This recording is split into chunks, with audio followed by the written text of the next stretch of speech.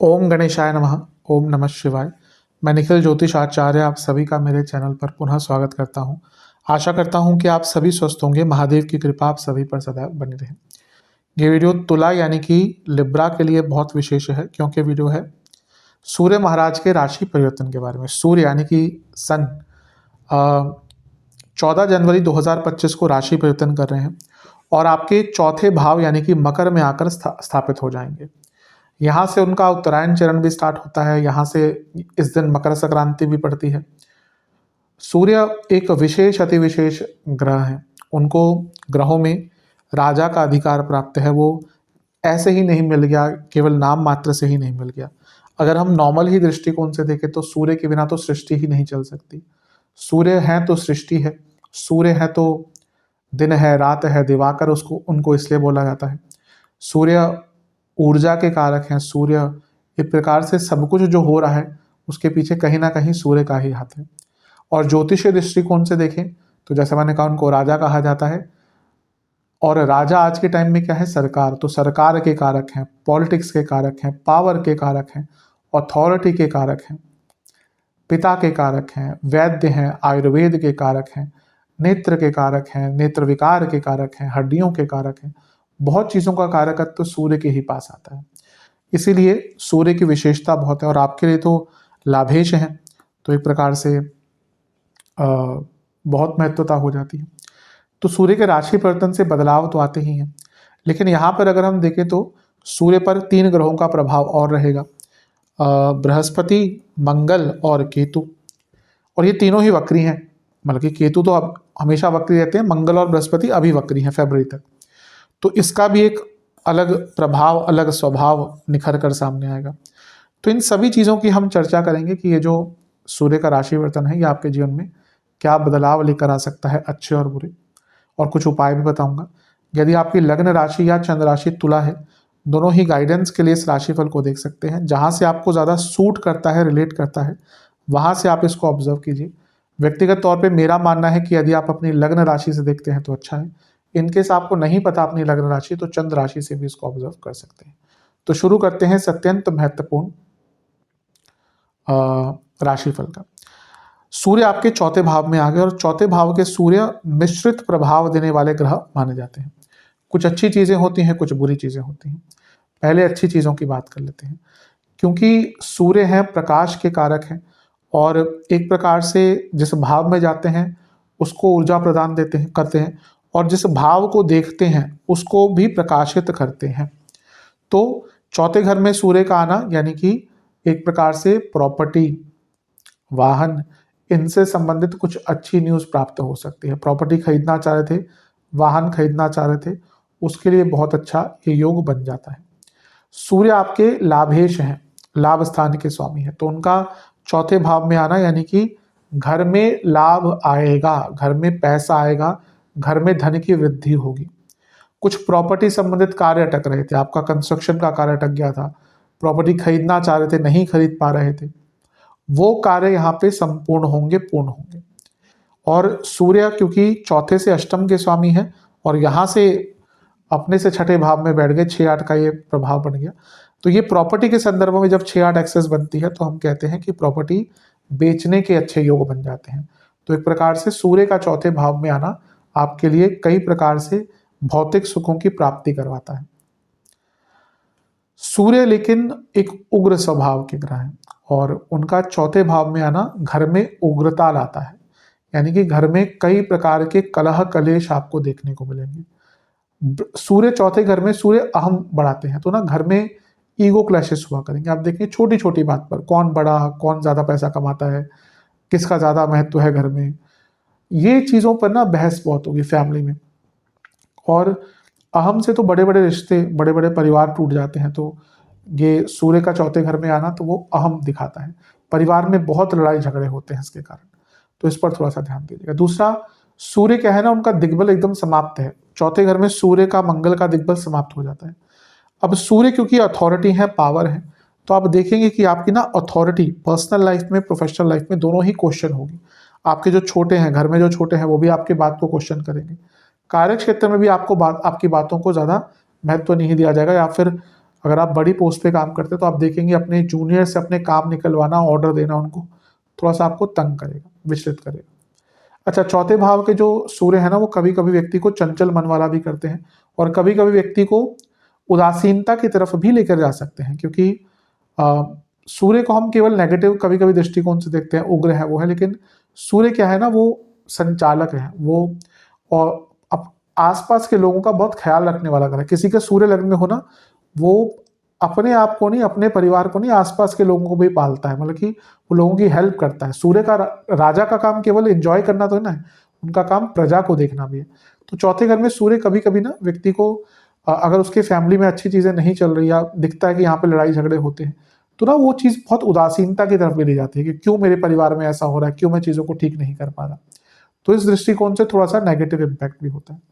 सूर्य सरकार के कारक है, चौथे घर में आ रहे हैं, तो कुछ प्रॉपर्टी का सरकारी कार्य अटक रहा था, आपको रजिस्ट्रेशन करानी थी, म्यूटेशन करानी थी, कोई आपको कंस्ट्रक्शन कराने के लिए लोकल अथॉरिटीज से परमिशन चाहिए, नक्शा पास कराना है, इन सब चीज़ों में भी सूर्य यहाँ पे चौथे घर में आकर अच्छा प्रभाव देंगे। लेकिन पुनः कहूँगा, कुटुंब में, फैमिली में बहुत लड़ाई झगड़े होंगे और इसका बहुत ज़्यादा ध्यान देने की आवश्यकता है।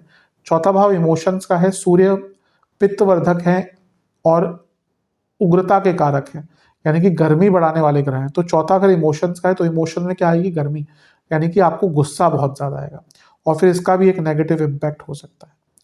अब बात करते हैं कि लाभ स्थान की तो हमने बात कर ही ली कि वो चौथे घर में, तो घर में कई प्रकार का धन का लाभ और ये आ सकता है। और सूर्य 11वें घर के स्वामी है, 10वें घर को देख रहे हैं, तो कार्य क्षेत्र में भी पैसा बढ़ेगा और जो लोग सरकारी जॉब ढूंढ रहे थे उनके लिए भी यहाँ पे बहुत अच्छा योग बन जाता है।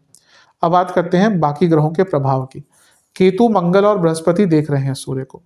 तो केतु क्या है, केतु आपके 12वें घर में बैठे हुए हैं। ये मोक्ष त्रिकोण है, ये भी मोक्ष त्रिकोण है, ये भी मोक्ष त्रिकोण है। एक प्रकार से केतु का यहाँ से देखना, बृहस्पति का यहाँ से देखना, ये दो प्रभाव देगा। एक व्यक्ति को थोड़ा सा अध्यात्म की तरफ लेके जा सकता है, व्यक्ति को आध्यात्मिक दृष्टिकोण से ऊपर लेकर जाएगा, स्पिरिचुअल बनाएगा, धार्मिक जगहों के दर्शन कराएगा। लेकिन चौथे घर के सूर्य हैं, अगर यहाँ पे ना दशा अंतदशा थोड़ी सी खराब चल रही है, लेट्स से कि शनि देव की चल रही है, केतु की ही चल रही है, बुध की चल रही है, तो व्यक्ति ना बहुत डिटैच्ड भी हो सकता है ना कि आप इस महीने अपनी फैमिली से बहुत डिटैच्ड फील करें, आपका मन नहीं लगेगा अपनी फैमिली के साथ, मतलब कि बाहर बहुत अच्छा है सब कुछ, घर में जैसे ही आए ना एक उच्चाट सा माहौल हो जाएगा। ये भी क्योंकि केवल हम मोक्ष ही नहीं देखते, मोक्ष किसको मिलता है, कितनों को मिलता है, बहुत कम लोगों को। मोक्ष की बातें करना आजकल फैशन में है, एसी रूम में बैठकर मोक्ष की बातें होती हैं और पसीना एक बार 1 घंटे के लिए एसी बंद, 1 घंटा तो बहुत दूर की बात है, आधे घंटे के लिए एसी बंद हो जाए, सारा मोक्ष निकल जाता है लोगों का। तो यहाँ पे मोक्ष तो एक बहुत बड़ा टर्म है, नहीं मिलता। ये मान के चलिए कलयुग में पैदा हो गए तो कितने पाप किए होंगे हमने, आप सभी ने, हमने भी, मैंने भी, तो वो भुगत रहे हैं और भुगतते रहेंगे इस जन्म में, फिर अगले जन्म में, वो चलता रहेगा काल चक्र। लेकिन हाँ, एक वो एक खजाना है जो धीरे धीरे करके भरता है, ताकि एक प्रकार से अंतिम जन्म की तरफ हम जा पाए। वो खैर अलग थ्योरी है, लेकिन इससे डिटैचमेंट भी आता है। तो ना अपने परिवार से, बच्चों से, पत्नी से, सबसे, पति से बहुत डिटैच भी फील कर सकते हैं। मंगल का प्रभाव भी होगा, मंगल सप्तमेश है, धनेश है, सूर्य 10वें से सप्तम में बैठे हैं और मंगल देख रहे हैं जो 10वें से 10वें के स्वामी है। प्रमोशन के बहुत अच्छे योग बनते हैं, लेकिन क्योंकि सूर्य की स्थिति थोड़ी सी कमजोर है, दिग्बल कम है, मे भी मनचाहा प्रमोशन ना मिले, बल्कि आप जो एक्सपेक्ट कर रहे थे उस प्रकार का प्रमोशन ना मिले।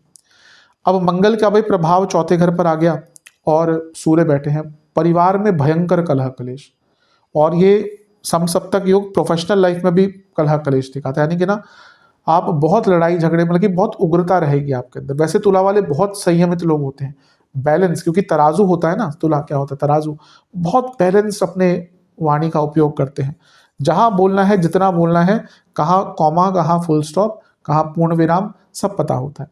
लेकिन ये ग्रहों का प्रभाव है और मंगल लग्न को भी देख रहे हैं, 21 तारीख तक तो देखेंगे, तो बहुत गुस्सा रहेगा इस महीने। आपको अपने एग्रेशन पर, पर्सनल लाइफ, प्रोफेशनल लाइफ, हर जगह पर बहुत कंट्रोल करके रखना है, क्योंकि बनी बनाई बात प्रमोशन की भी बिगड़ सकती है और झगड़ा हो सकता है कार्य क्षेत्र में, बॉसेस से झगड़ा हो सकता है, तो उस पर बहुत नियंत्रण रखने की आवश्यकता है।